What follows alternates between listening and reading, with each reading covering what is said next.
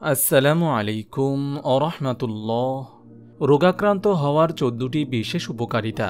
মানব জীবনের রোগশোক নিত্যকার ঘটনা। রোগ এমন এক জিনিস যাতে আক্রান্ত হয়ে অহংকারী ব্যক্তিও শক্তিহীন হয়ে পড়ে।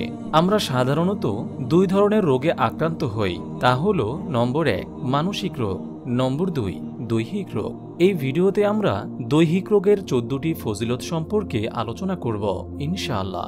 তা হল নম্বর 1, রোগের মাধ্যমে বান্দার পাপ ক্ষমা করা হয়। মুমিন বান্দার জীবনে রোগ একটি রাবারের মতো, যার মাধ্যমে তার হৃদয় স্লেটের মতো সকল পাপের কালিমা মুছে দেয়।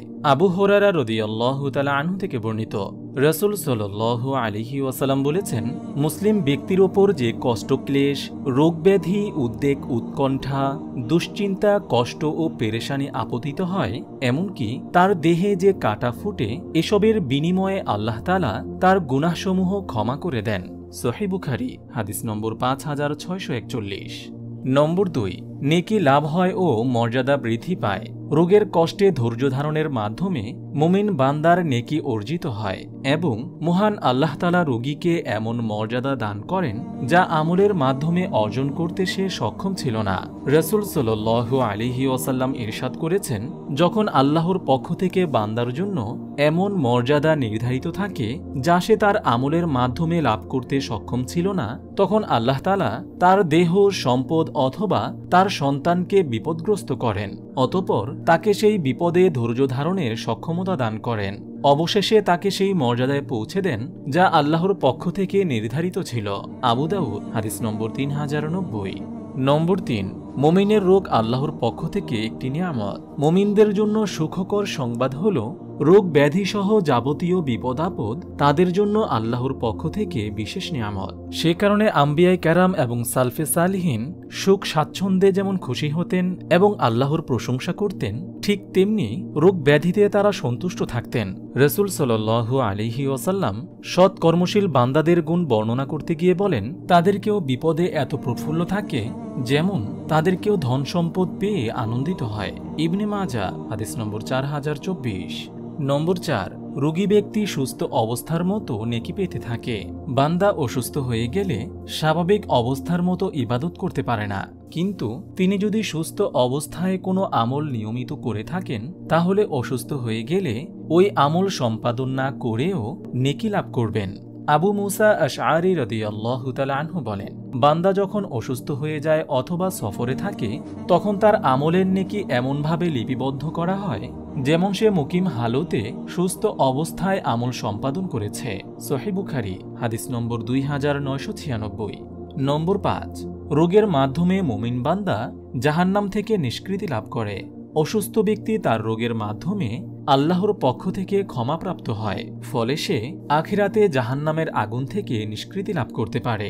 একবার রাসূল সাল্লাল্লাহু আলাইহি ওয়াসাল্লাম আবু হুরায়রা রাদিয়াল্লাহু তাআলা আনহুকে সাথে নিয়ে এক জ্বরে আক্রান্ত ব্যক্তিকে দেখতে গেলেন। তিনি রোগীকে উদ্দেশ্য করে বললেন, সুসংবাদ গ্রহণ করো, কেননা মহান আল্লাহ তাআলা বলেন, এই রোগ আমার আগুন যা আমি দুনিয়াতে আমার মুমিন বান্দার উপর চাপিয়ে দেই, যাতে আখিরাতের আগুনের পরিপূরক হয়ে যায়। ইবনে মাজাহ হাদিস নম্বর 3470। নম্বর 6, রোগ জান্নাতে প্রবেশের অন্যতম মাধ্যম। আল্লাহ তাআলা রোগ ব্যাধি দিয়ে মুমিন বান্দাকে বিভিন্নভাবে পরীক্ষা করে থাকেন। বান্দা যদি এই পরীক্ষায় ধৈর্য ধারণ করতে সক্ষম হয়, তাহলে দুনিয়ার এই কষ্টের বিনিময়ে আল্লাহ তাআলা তাকে আখিরাতে সম্মানিত করেন এবং তাকে এত বিশাল পুরস্কার প্রদান করেন যে দুনিয়ার সুস্থ ব্যক্তিরা নিজেদের রোগ না হওয়ার জন্য আক্ষেপ করবে।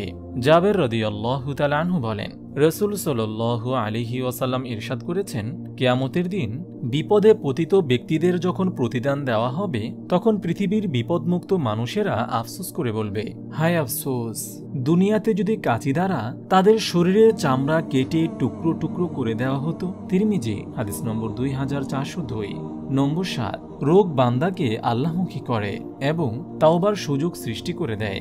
মানুষের যখন পাপ বেড়ে যায়, তখন আল্লাহ তাআলা তাকে যে কোনো ধরনের বালা মুসিবতে ফেলেন যাতে সে পাপ থেকে ফিরে আসে। কখনো রোগ ব্যাধির মাধ্যমেও মানুষ মুসিবতের সম্মুখীন হয়, কারণ একজন মানুষ অসুস্থ শরীর নিয়ে বিছানায় পড়ে থাকা অবস্থায় যখন চলাফেরা করতে থাকা সুস্থ লোকদের দেখতে পায়, তখন তার মাঝে জেগে ওঠে তাওবার মনোভাব। আল্লাহর দিকে ফিরে আসতে তার মন ব্যাকুল হয়ে ওঠে।